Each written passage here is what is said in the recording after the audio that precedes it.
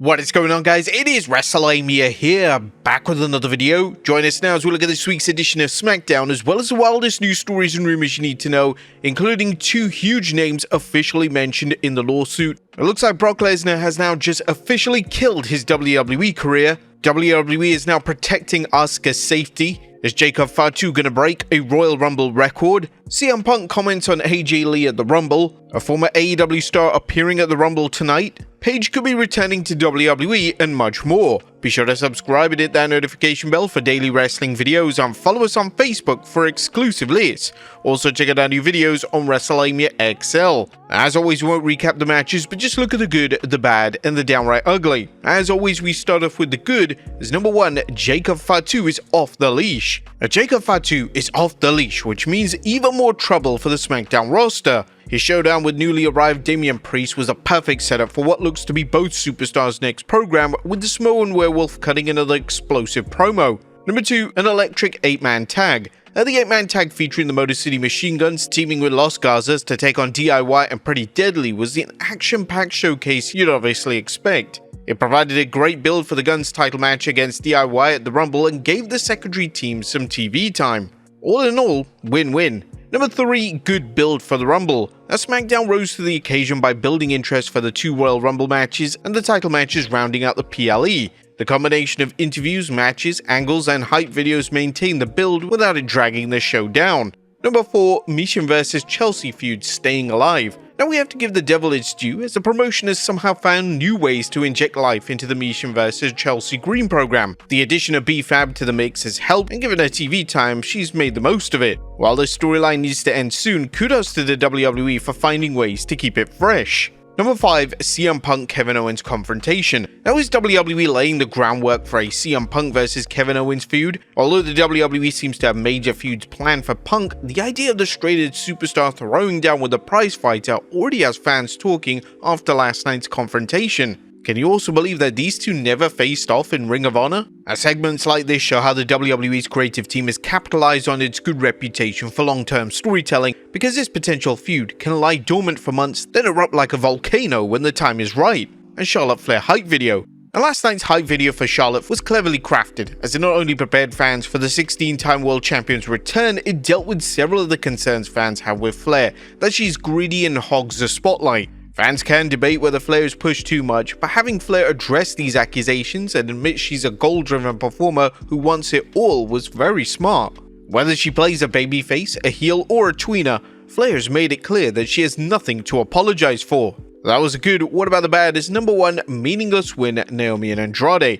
Naomi vs Liv Morgan and Andrade vs The Miz were 2 of the many entertaining matches on SmackDown. Nevertheless, the win by Naomi and Andrade are kinda meaningless, as both superstars have consistently come up short in singles matches, and it's likely that they'll be doing this again as the weeks progress. And number 2, time to move Carmelo to Raw. Now, was there anything left for Carmelo Hayes to do on SmackDown? Well, hopes for a push have been dead on arrival since 2024, and it's difficult to think of anyone he hasn't lost to on the Blue brand. If WWE has any intention of elevating him, it needs to transfer him to Raw before the Rumble deadline goes into effect. Now, there's nothing downright ugly. While SmackDown's 3-hour format may be too much for some fans, last night's episode didn't waste time and did tell several stories, both for the Rumble and to keep the Blue brand's TV storylines moving. But it is the final call for the Rumble, and who do you guys think is going to win tonight? Let us know in the comments down below. But now let's move on to the news.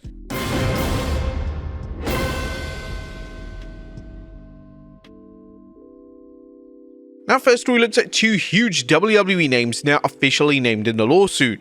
At top of today's news is an amended lawsuit filed by Janelle Grant's legal team regarding her lawsuit against Vince McMahon, John Laurinaitis, and WWE that now mentions Brock Lesnar and also mentions producer Michael Hayes, but keep in mind neither individual is being sued. You may recall the lawsuit was placed on hold for several months in 2024 while the federal government investigated Vince McMahon for potential wrongdoing. McMahon eventually settled with the Securities and Exchange Commission without admitting any guilt. This doesn't put aside the fact that McMahon now owes him millions. But Janelle Grant's lawsuit has continued, with her legal team receiving permission to file an amended complaint by 31st January after McMahon settled his SEC case.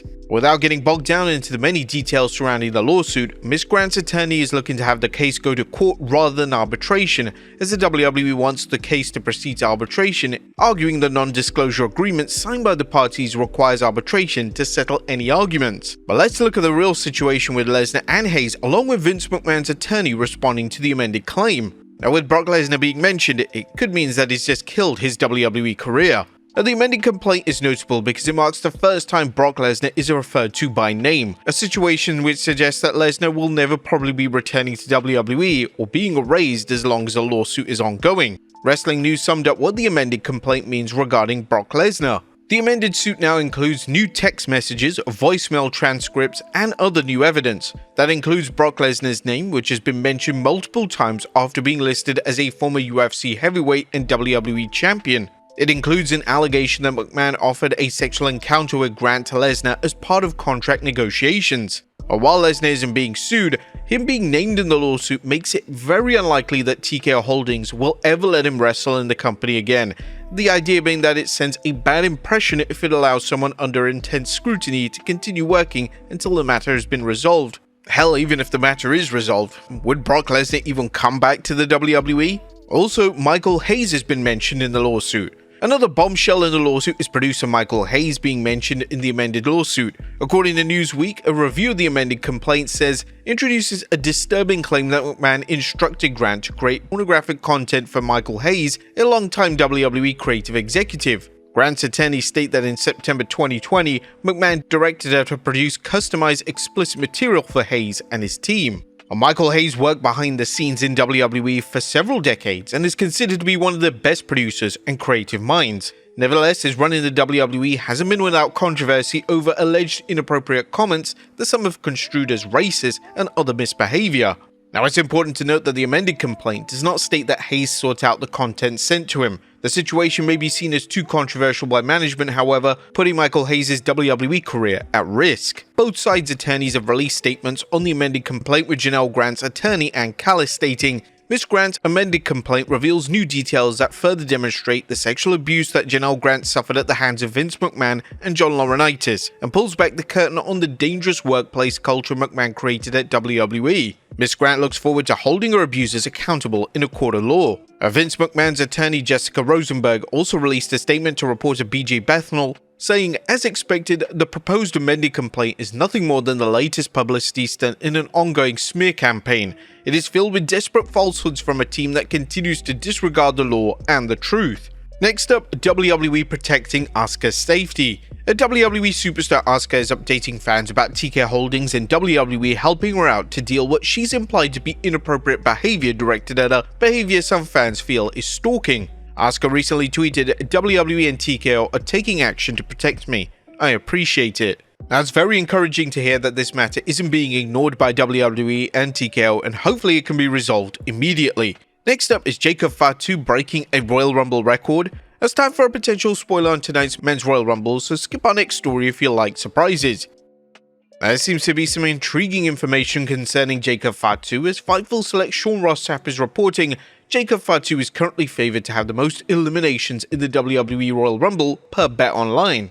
Now, this record is currently tied with Braun Strowman and Brock Lesnar with a number of eliminations of 13, that being in the Greatest Royal Rumble and the 2020 Royal Rumble respectively. And knowing how stacked the Rumble is, unless they put a few jobbers in there, we don't think that Jacob Fatu is going to break that record, unfortunately. But it's definitely something WWE should consider later on in his career. Next up, CM Punk comments on AJ Lee at the Rumble. CM Punk is up to his usual tricks, as he was recently asked whether his wife AJ Lee will appear at the Royal Rumble on the Pat McAfee show. Pat McAfee outright asked Punk whether his wife will be in the Rumble, and Punk answered, "Why will my wife be in the Men's Royal Rumble?" Final call, do you think AJ will return tonight? Let us know. Next up, a former AEW star appearing in the Rumble.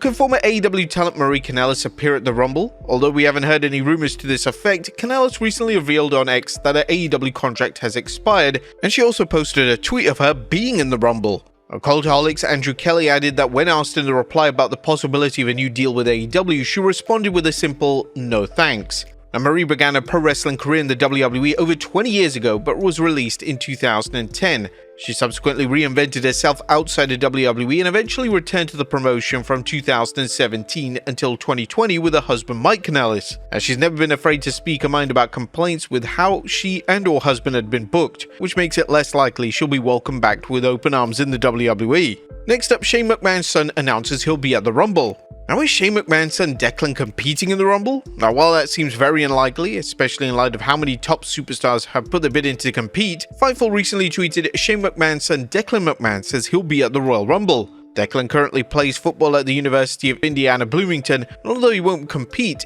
expect to see him on TV, likely sitting at ringside with both Kurt Angle and The Undertaker. Next up, Saraya aka Paige could be returning to WWE. Could current AEW star Saraya return to WWE? While she signed a contract extension with AEW, her deal is reportedly over this September. She spoke with TMZ Sports about a WWE return, saying, "I love WWE. I appreciate everybody there. They made me, they gave me my career, and I'm just appreciative of that. One day, who knows, but I love my time in AEW." And finally, Cody Rhodes pitches a plan to bring Sheamus' theme back. And last but not least, current WWE Undisputed Champion Cody Rhodes is looking to have the WWE bring Sheamus' theme back. Rhodes was at the Royal Rumble kickoff show when he saw a fan sign asking for Sheamus to get his old theme song back, and Cody commented, "I did bring back the Winged Eagle. I don't know if I have the power to do this, but I think we should bring back Sheamus' old theme. Do you think it's time to bring that classic back? Let us know in the comments down below. I'll see you next time with some more wrestling content."